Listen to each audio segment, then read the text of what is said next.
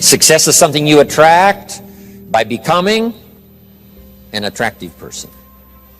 What would make you an attractive person in the marketplace? So you have the best chance to get the best job, to get the best pay, to have the best opportunity, work with the best people, be welcome at the best tables of learning and enterprise, to sit at the conference table of promise and future. How do you get there? Some things to remember. Now, part of our learning affects us in the marketplace. The skills we've developed affects us in the marketplace. You might have had to go to school to work in a certain segment of the marketplace. If you're going to be a doctor, you've got to go to the proper school.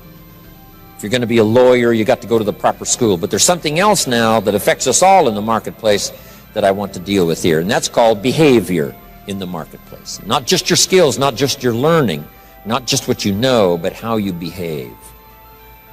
Key phrase, the things that make you obviously a good person, an acceptable person, or unacceptable. I've got some examples here and you'll see where I'm going. Here's number one, your language. The language you use in the marketplace has so much to do with your paycheck. Now, in some areas that may not be totally true, where you could use bad language and tell dirty stories and cuss all day long and it wouldn't make any difference. You know, if you're around people that cuss all day long and tell dirty stories, what difference does it make? Doesn't make any difference. But if you would like to exercise your skill and ability in another segment of the marketplace, here's one thing you might have to correct, or you might have to at least watch carefully, and that's your language in the marketplace. So jot this down. Be ultra-conservative in your language in the marketplace.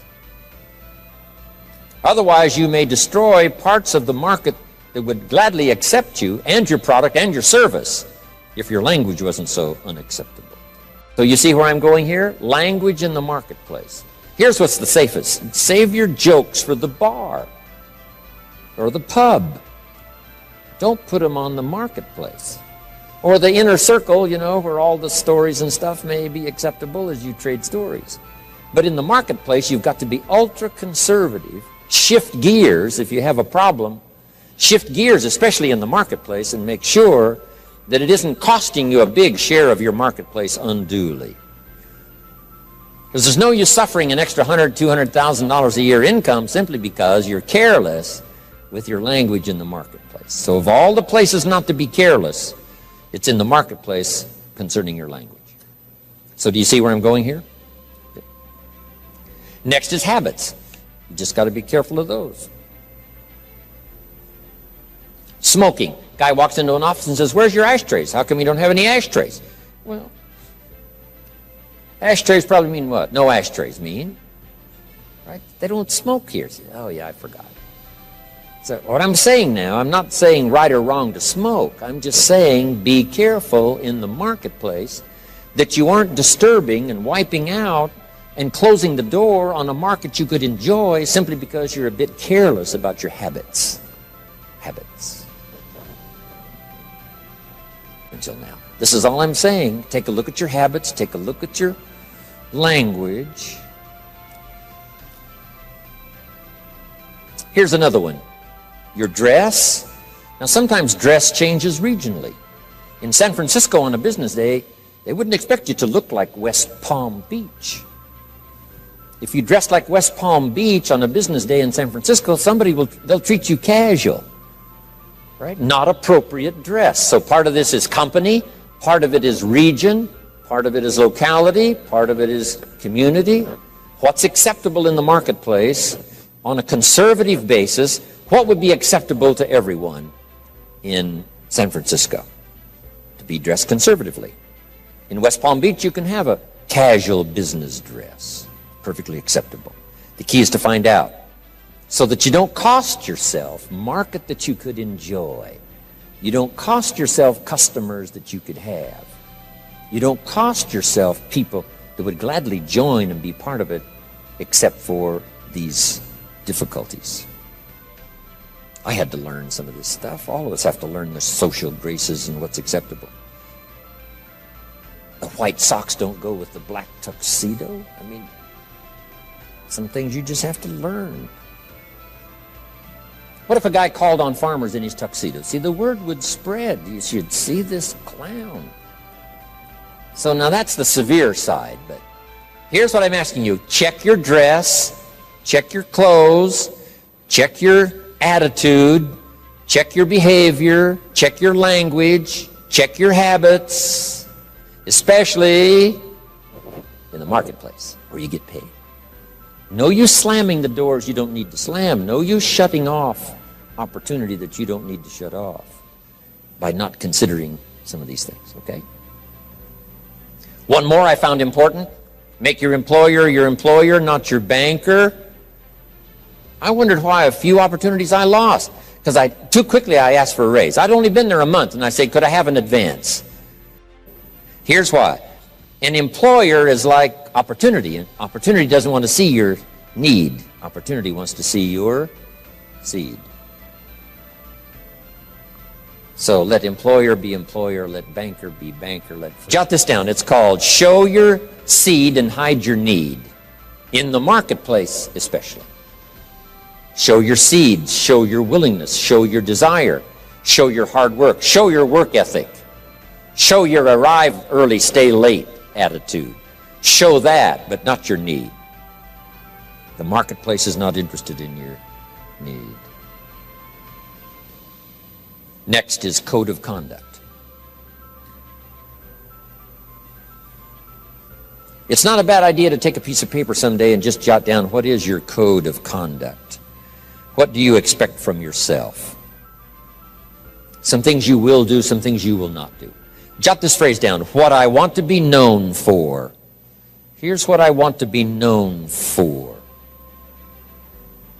And that's not a bad list to make.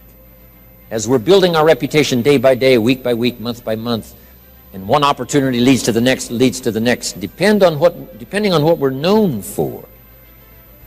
These are some of the things that may not appear in your resume.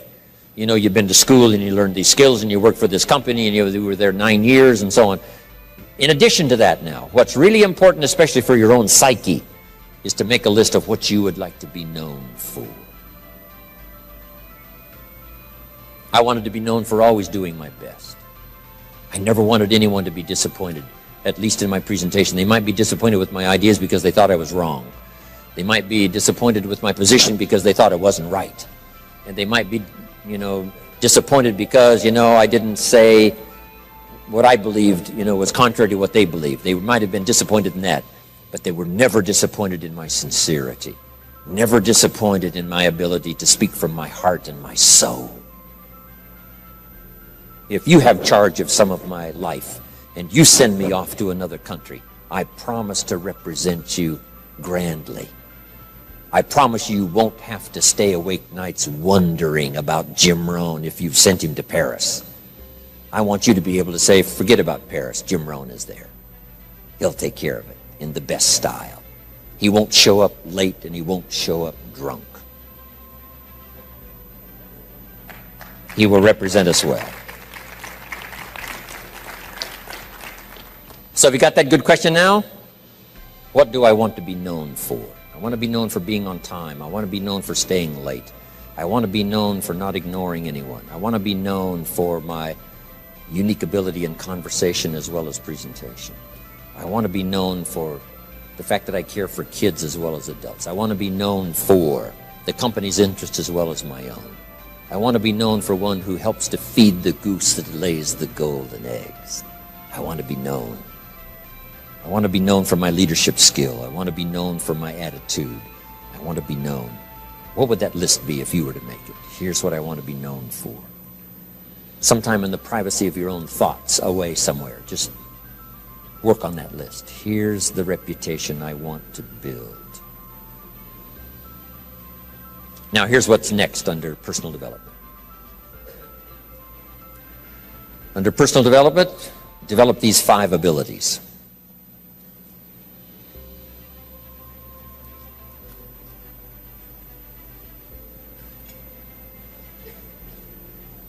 First of all is the ability to absorb.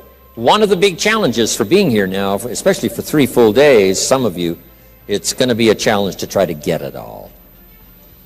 But I'm asking you to do that. In another seminar I do, here's a little phrase I have. For the future, pay attention.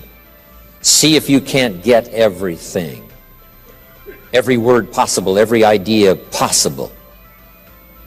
It's easy to let your mind wander, right, and not really concentrate and dig in and make these days extraordinarily valuable for you. Absorb the atmosphere. Absorb the drama of the occasion.